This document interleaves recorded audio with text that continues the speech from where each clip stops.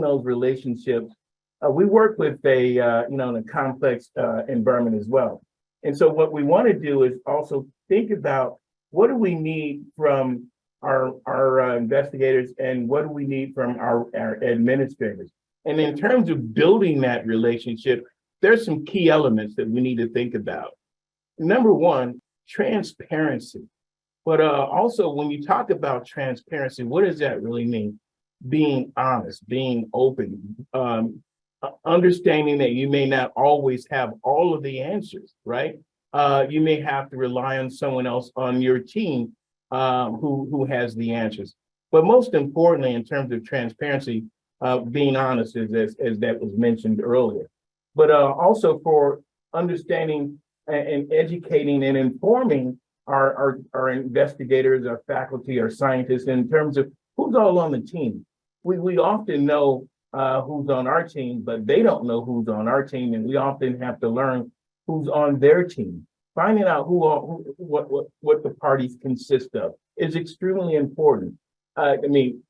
Some investigators have, depending on the team, whether they're wet lab or dry lab or clinician scientist, or understand who's on part of the team, or if they're in the various colleges or divisions. We'll get to that in a minute. But really just knowing who's all on the team on both sides of the fence. And then really the ability to answer questions in real time. Like Kim talked about a moment ago, not really having time to answer an email and having a colleague from an outside consultant that required an answer within 2 hours. Well, we often don't have the ability to do that.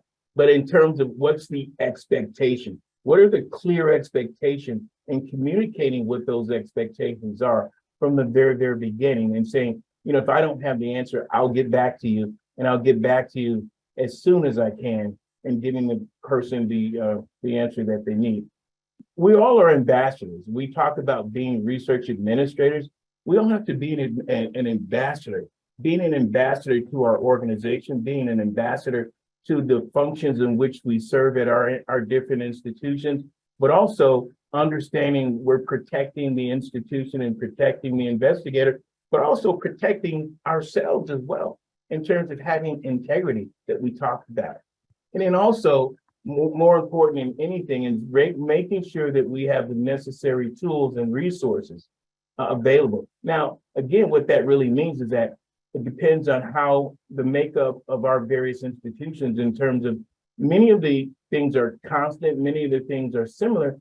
It's just that how do we convey that information in terms of when we talk about tools and resources?